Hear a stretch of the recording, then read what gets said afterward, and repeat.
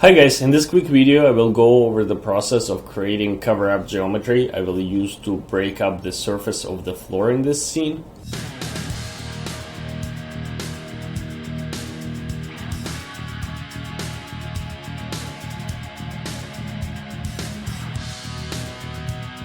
This is the floor tile I've used in this project. Now the deal with modular spaces is that you're building them with pre-built pieces.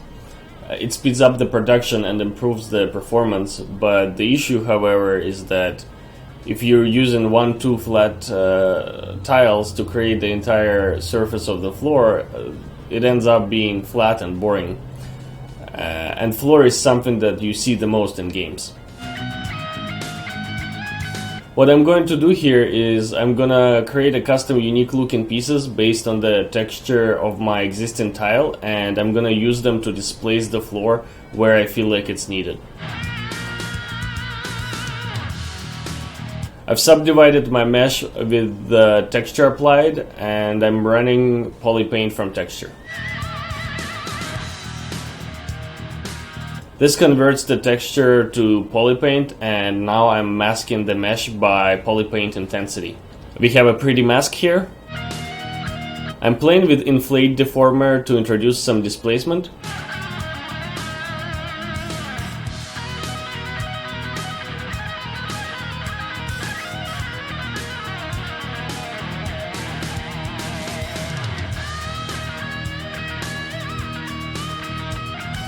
Now the fun begins. I'm going to use this flat noisy surface as a guide to sculpt my rocky patches. The reason I'm using the texture I have in the scene as a base is to make sure that I maintain scale and proper shape of the details.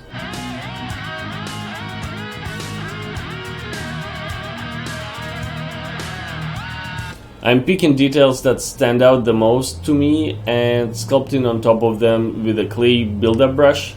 Trim dynamic is used to cut into the form.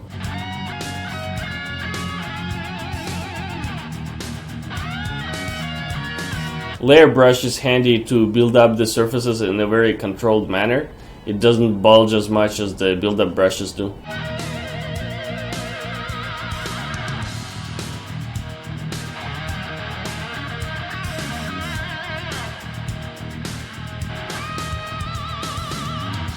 I'm repeating the same process with masking, but this time instead of using inflate, I move unmasked verts in with a transpose.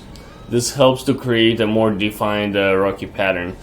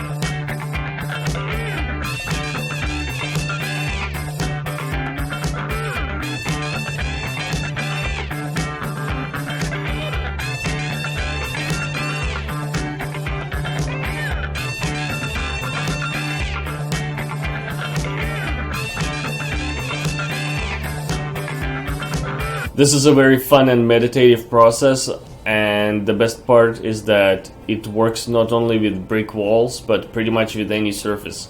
Sand, cracked concrete walls, acid burns in the hull of the spaceship, you name it.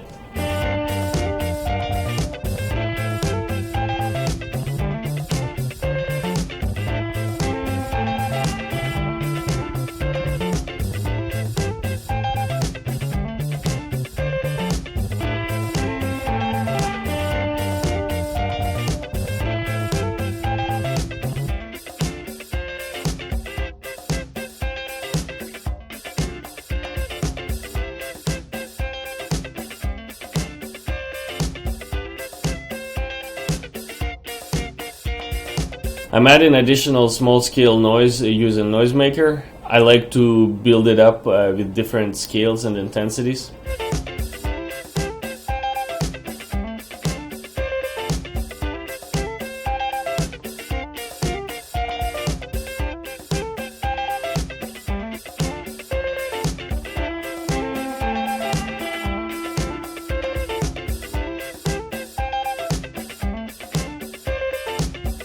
Once I'm happy with the sculpted bits, I'm using the lasso selection to isolate individual chunks and split them apart from the rest of the mesh.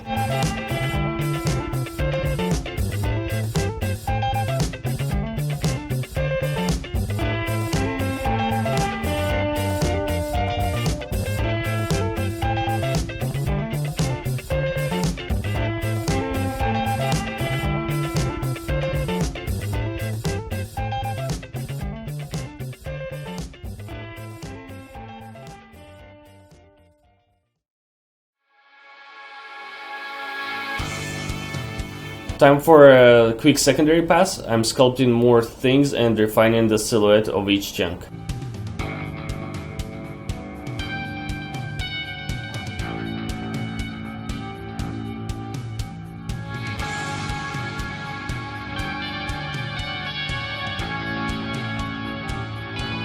Eliminating straight lines as much as I can.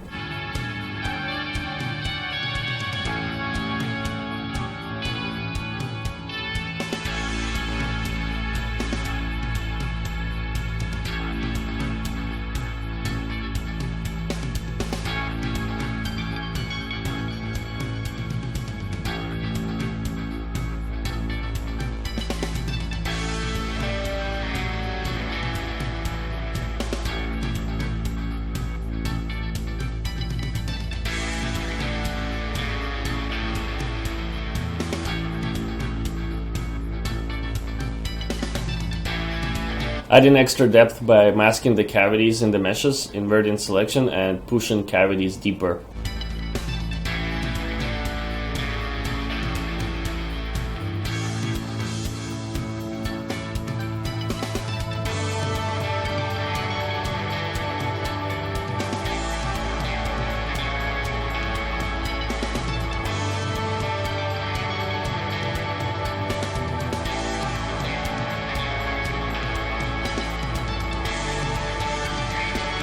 To create additional variations, I'm splitting these chunks into several different arrangements of smaller pieces.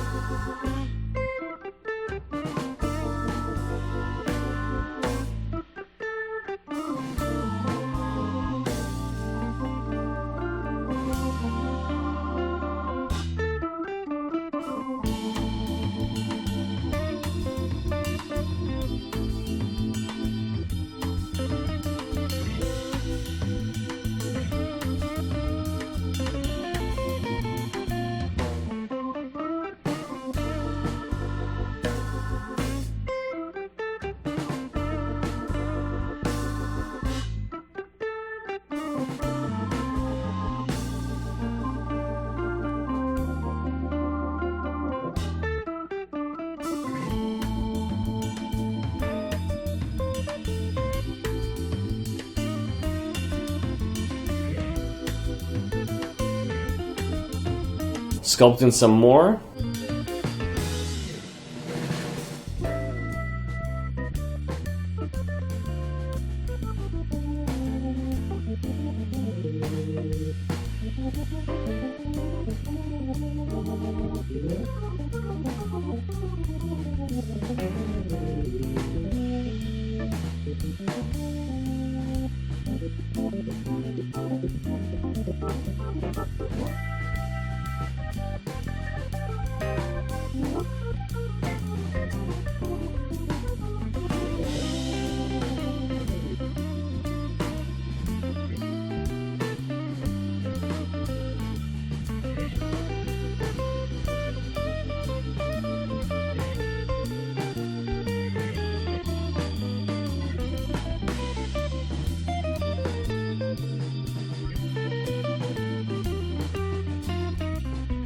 Here's all of our variations.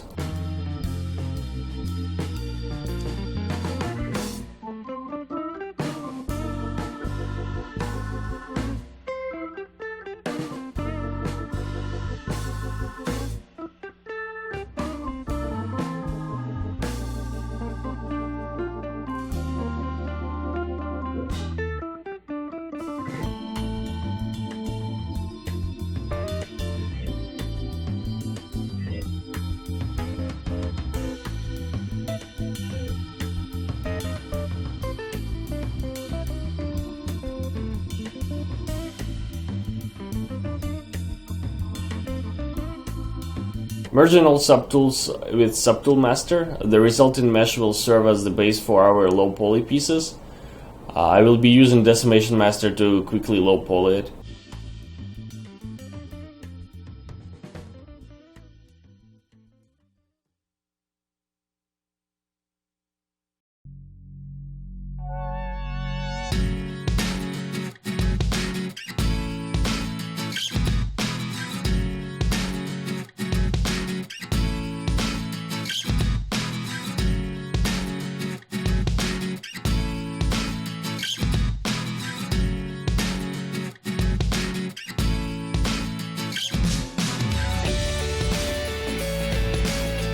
Decimating it pretty aggressively at 1%.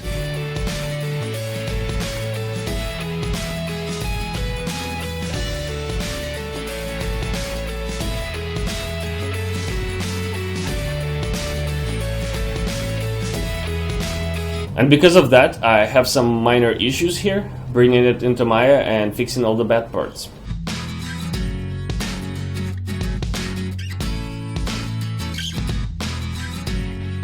While I'm doing that, I'm also optimizing my topology and deleting any stray polygons.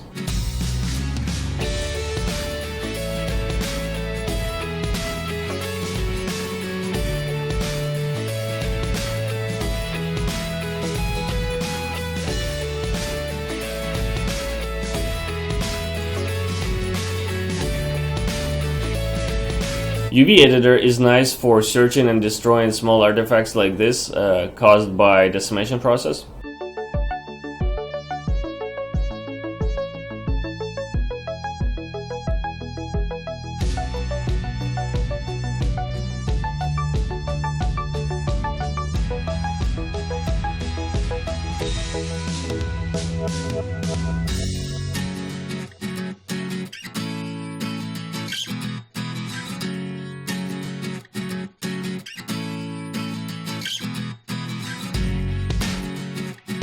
I have a scale issue here. I'm gonna go back to Maya and scale my pieces properly.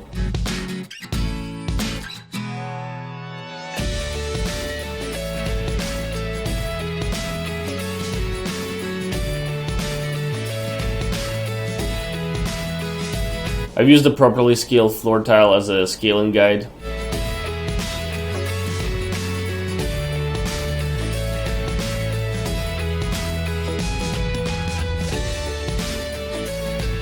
And here are all our pieces in action.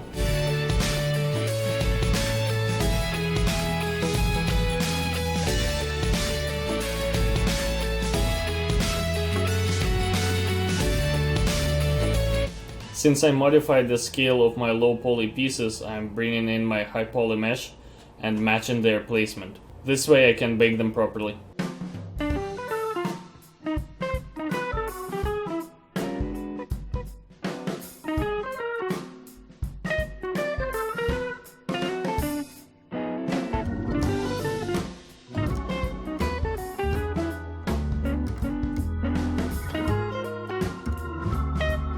Now let's texture them.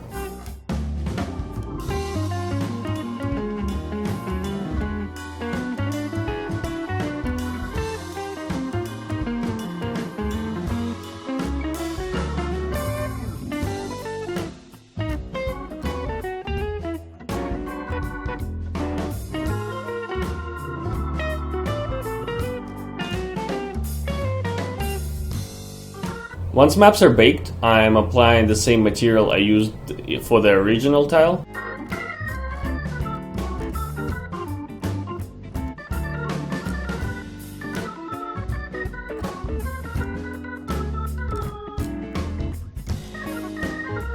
UV scale needs to be adjusted to match the rest of the floor bricks.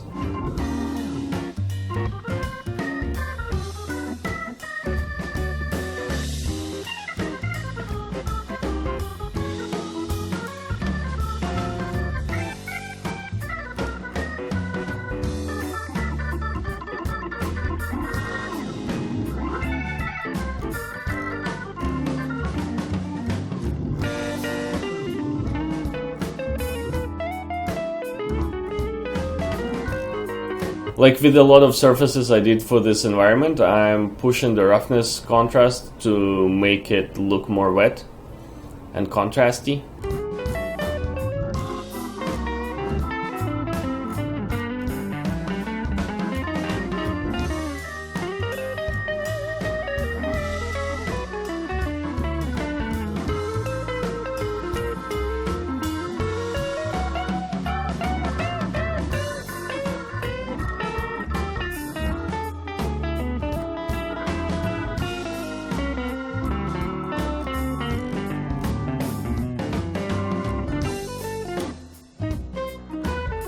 Adding some moss to it.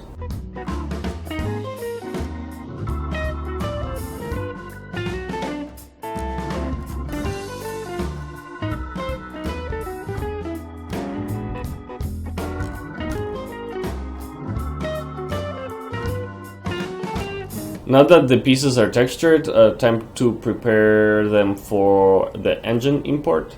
I'm moving all of them to the origin and centering the pivots. Since these pieces don't need to snap together, pivots don't have to be anywhere specific.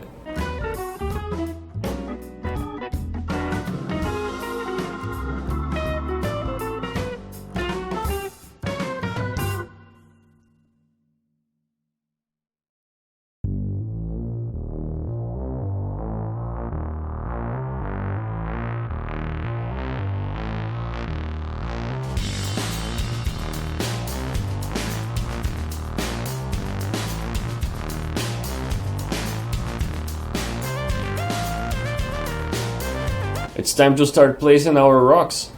This long piece would work great along the wall.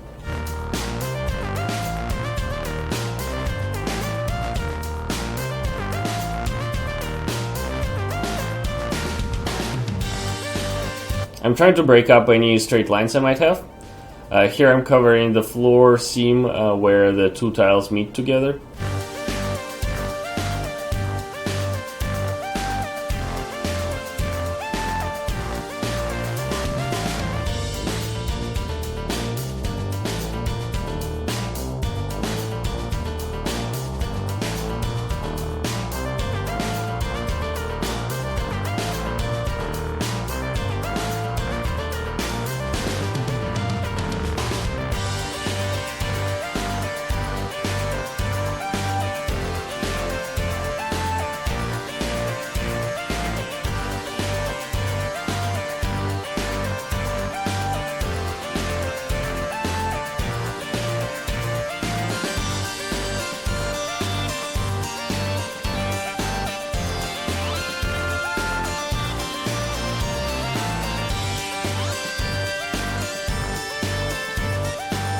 I'm moving and rotating pieces to match their texture with the texture of the surface beneath it.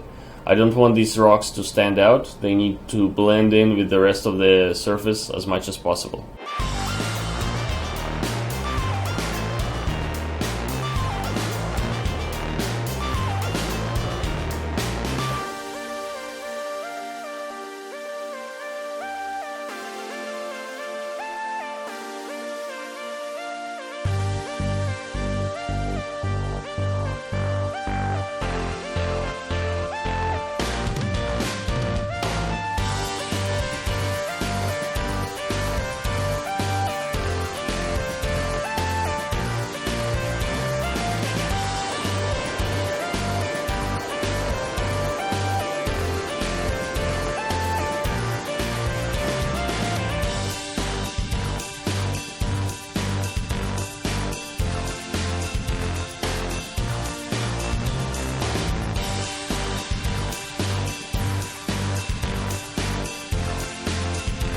In the end, these rocky pieces, combined with some candle piles, were used to create an interesting looking floor surface and made the space slightly less like a box.